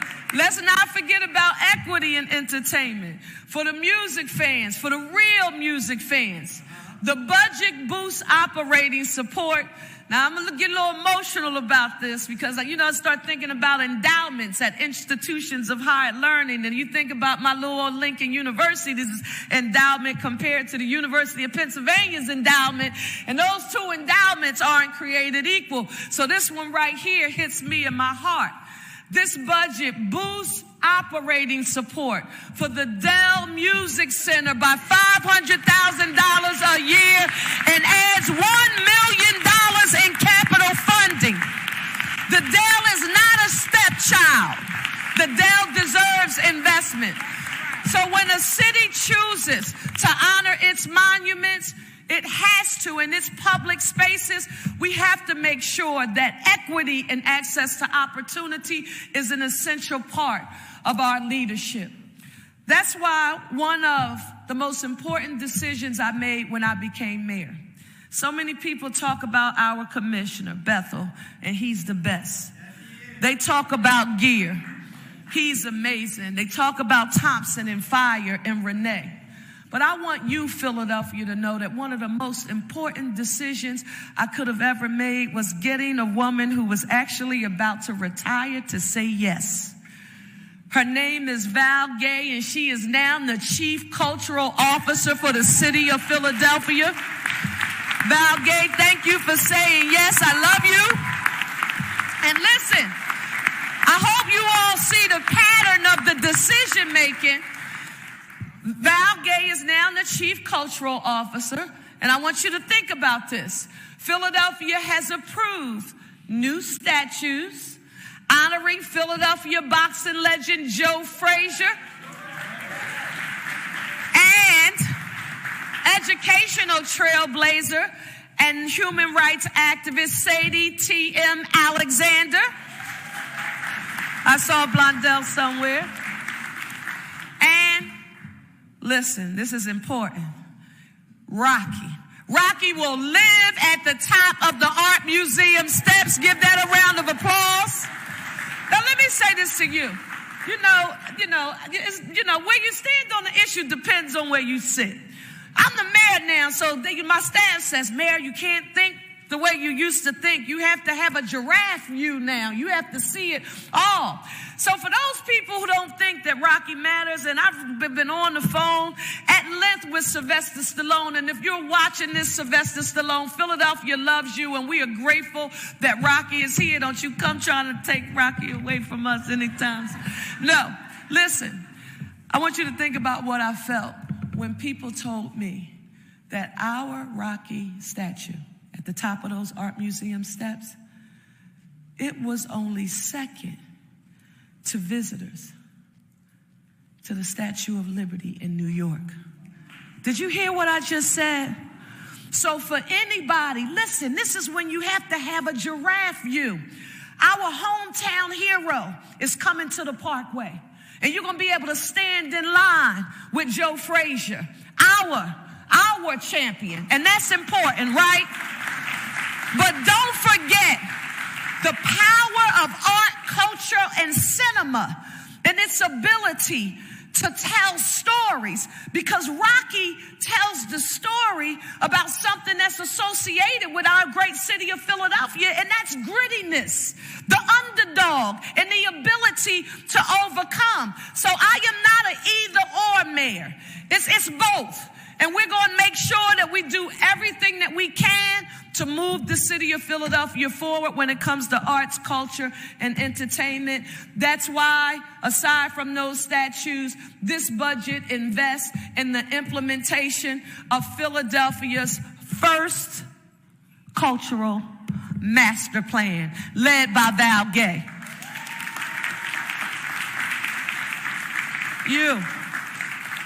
2026. We've been waiting and building towards this moment for 250 years. From America's 250th birthday, the FIFA World Cup, MLB All-Star Week, and NCAA's March Madness, Philadelphia will welcome the world. Members of City Council, I want to remind you of this one. On July the 2nd, the U.S. Conference of Mayors across America, the conference led by CEO and Executive Director Tom Cochran, and incoming President, Mayor Todd Gloria of San Diego, they are going to bring America's mayors to Philadelphia. We are going to walk from City Hall to Independence Mall. We're going to view the President's House exhibit, and we are then going to hear from two globally renowned constitutional scholars at a lecture there, and I am so excited that it is all going to happen in our great city, the birthplace of democracy. Give a round of applause to all of the mayors of America who we will welcome in our great city. Next, I wish I could do this, and I tried. I asked them, could I do an executive order? And the airport staff told me that I couldn't. I wanted to develop an executive order that prevented all outgoing flights from Philadelphia from July the 2nd through the 5th. I asked, you can't hurt me for asking, and they said that I couldn't do this. And let me tell you about why. I'm excited about all of those things, but I am really excited about what's going to happen here on July the 4th. I'm looking at the lady in front of me, Giselle Jones.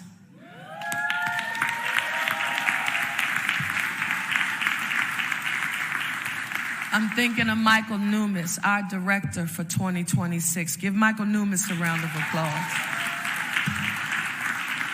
And I'm thinking about my rock, Vanessa Garrett Harley, my chief deputy mayor. Mr. President, I was a little, what did we say when we were mad, when we were growing up?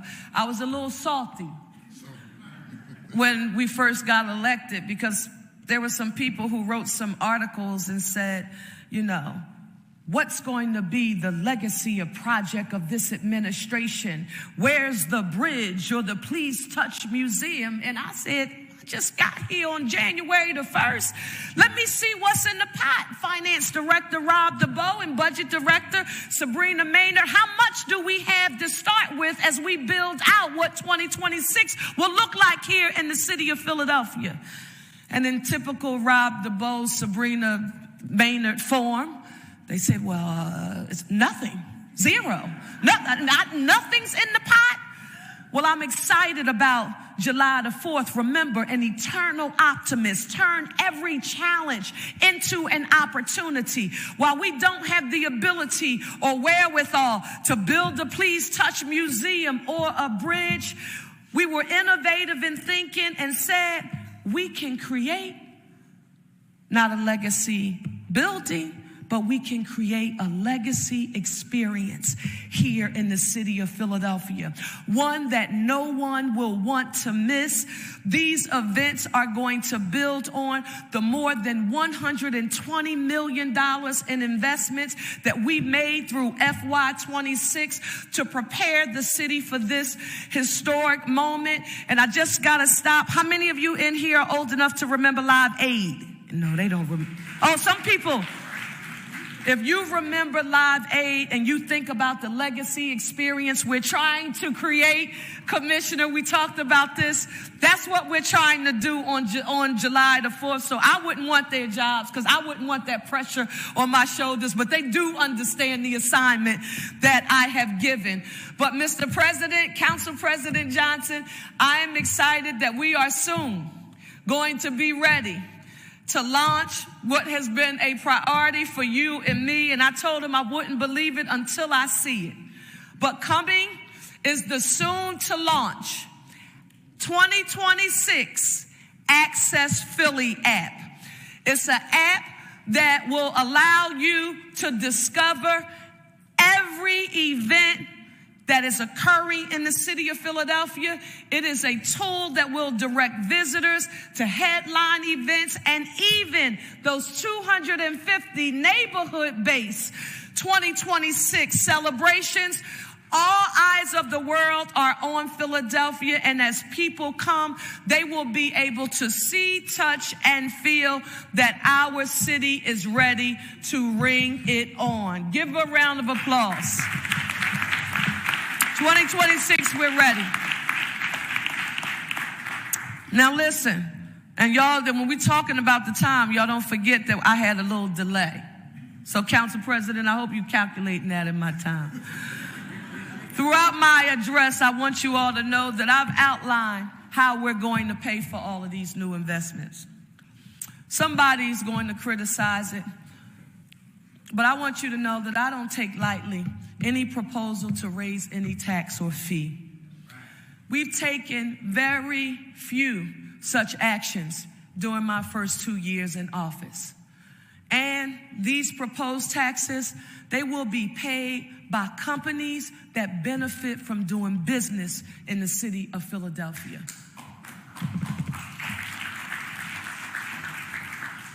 I also want you to know that we've done big, bold things by working together, thinking creatively and acting decisively.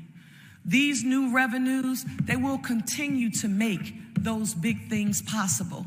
From improving economic mobility and creating good paying jobs, to building and restoring the 30,000 units of housing, the 20,000 units of housing from Kelvin and PHA, to improving the quality of education in our schools, to keeping our streets safer, cleaner, and greener for every resident of our city.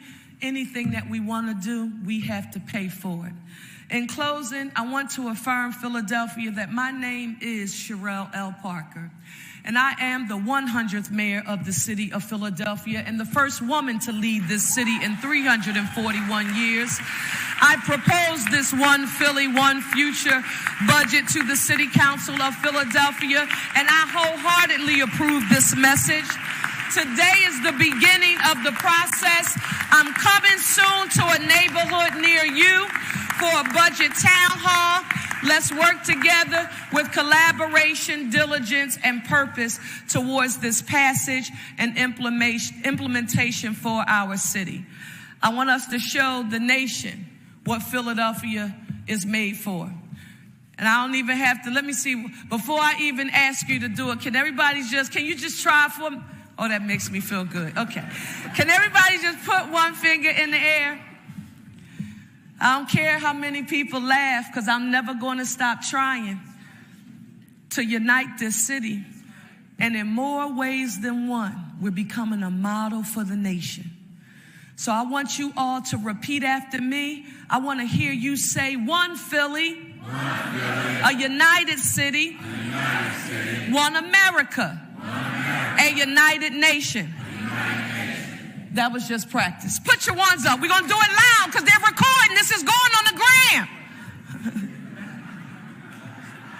All right. Let me hear you all repeat after city. One America. A united nation. We will be the safest, cleanest, greenest big city in the nation with access to economic opportunity for all. Thank you.